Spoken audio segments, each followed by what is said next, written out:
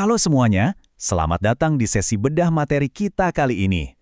Jujur, saya lagi semangat banget nih, karena hari ini kita bakal main peran jadi semacam detektif. Ya, kalian nggak salah dengar.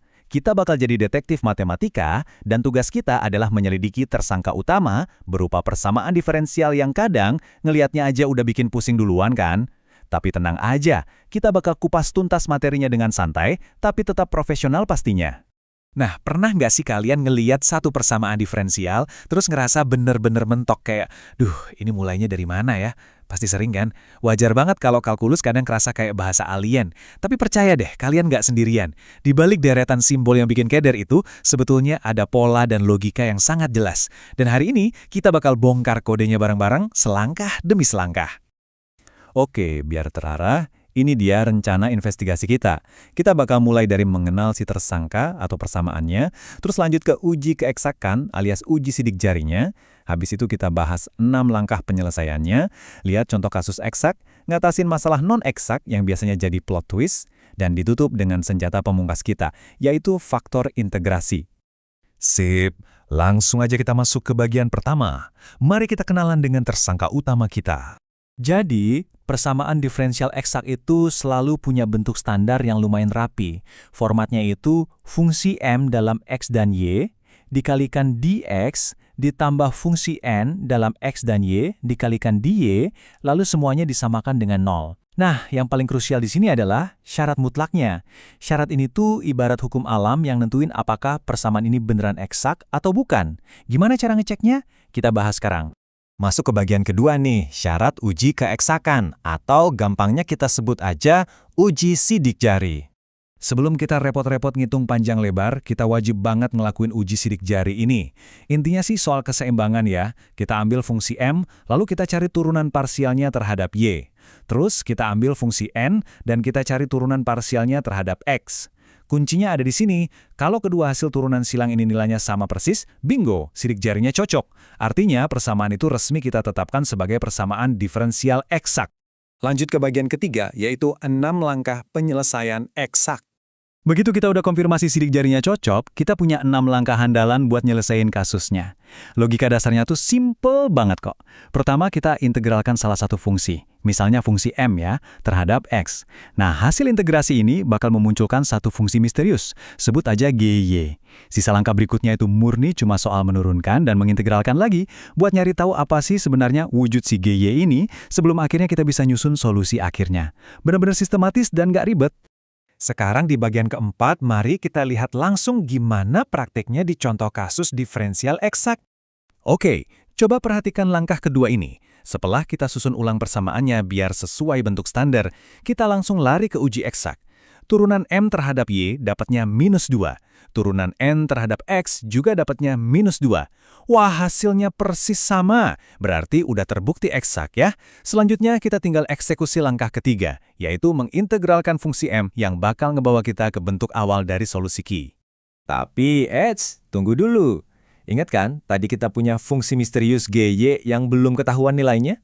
Nah, di langkah 4 dan 5 inilah kita bakal bongkar misteri itu. Kita turunkan fungsi Q terhadap Y, lalu dengan sedikit trik cerdik, kita samakan hasilnya dengan fungsi N asli kita. Lewat aljabar sederhana, ketahuan deh kalau turunan GY itu adalah Y kuadrat. Begitu kita integralkan, kita langsung dapat nilai GY, yaitu sepertiga Y pangkat 3. Kepingan puzzle yang hilang, akhirnya ketemu. Proses tadi itu ngasih lihat betapa mulusnya penyelesaian kasus kalau kita punya kondisi awal. Di langkah ke-6, kita udah dapat bentuk umumnya nih. Tapi, sumber referensi kita ngasih clue tambahan nih. Saat X sama dengan 0, Y-nya adalah 3. Kita tinggal masukin aja angka-angka ini ke persamaan, dan voila, kita sukses nemuin nilai konstanta C yang tadinya sembunyi, yaitu -9. Kasus pertama resmi ditutup dengan sempurna. Tapi tunggu dulu, cerita kita belum selesai. Masuk ke bagian kelima, mari kita bahas gimana cara mengatasi persamaan non-eksak. Sebuah plot twist yang lumayan seru. Kenyataannya, baik di dunia nyata maupun pas lagi ujian, semuanya nggak selalu berjalan mulus. Coba bayangin, kalian udah siap tempur dengan 6 langkah andalan tadi, ngelakuin uji sidik jari, tapi hasilnya nggak cocok sama sekali. Apa yang harus dilakuin kalau tersangkanya menolak kooperatif? Masa iya investigasi kita berhenti sampai di sini aja? Kenalin, ini tersangka kedua kita, langsung dari dokumen sumber kita yang kedua. Sekilas, penampilannya mirip banget sama tersangka pertama. Ada komponen DX, ada DY, dan disamakan dengan 0. Tapi jangan sampai tertipu sama penampilannya ya. Mari kita tes pakai uji eksak. Di sebelah kiri, kita turunkan M dan dapat hasilnya 6x²Y. Di sebelah kanan, kita turunkan N dan dapatnya 12x²Y. Kelihatan banget bedanya kan?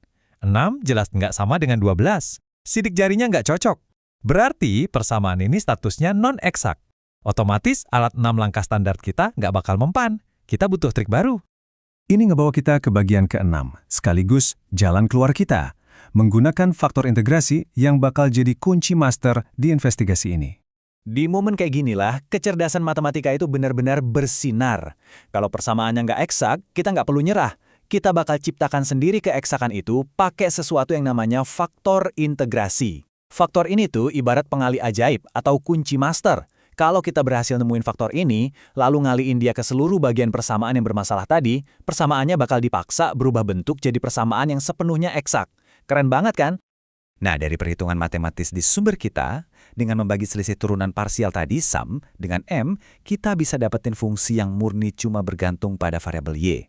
Setelah itu, kita integralkan pakai fungsi eksponensial, dan akhirnya kita nemuin kunci master untuk kasus ini, yaitu Y². Coba perhatiin tabel perbandingan sebelum dan sesudah ini. Di baris atas, itu tersangka awal kita yang keras kepala tadi. Di baris bawah, kita kalikan setiap bagiannya, baik yang DX maupun DY, dengan Y². Emang sih, kelihatannya persamaannya jadi sedikit lebih panjang karena pangkatnya makin tinggi. Tapi tunggu sampai kalian lihat hasil akhirnya. Mari kita lakukan uji eksak ulang ke persamaan yang baru ini. Sisi kiri menghasilkan 12x² Y². Sisi kanan juga menghasilkan 12x² Y². Luar biasa kan? Persamaan yang tadinya bandel banget, sekarang nurut dan ngasih hasil uji yang kembar identik. Transformasi kita sukses besar. Mulai dari titik ini, ya kita tinggal gas pakai 6 langkah standar yang udah kita bahas di awal tadi. Pastinya detektif yang jago itu butuh banyak jam terbang buat latihan. Dari materi sumber ada deretan tersangka baru nih yang udah nunggu buat kalian pecarkan. Coba deh tes pakai uji sidik jarinya, cek apakah mereka eksak atau enggak. Kalau enggak eksak, saatnya kalian pamer skill buat nyari kunci masternya. Teman-teman, kalian udah ngikutin sesi bedah materi ini dengan sangat luar biasa. Mulai dari persamaan yang bikin dahi berkerut, sampai akhirnya sukses menguasai jurus faktor integrasi, sekarang kalian udah punya skill set profesional buat naklukin kalkulus tingkat lanjut. Tapi ingat, di dunia matematika, setiap jawaban itu cuma pembuka pintu buat pertanyaan-pertanyaan baru. Kita telah memecahkan kode persamaan eksak, tapi misteri kalkulus apalagi yang bersembunyi di balik angka-angka ini? Teruslah berlatih, tetap semangat menyelidiki, dan sampai jumpa di eksplorasi seru kita selanjutnya.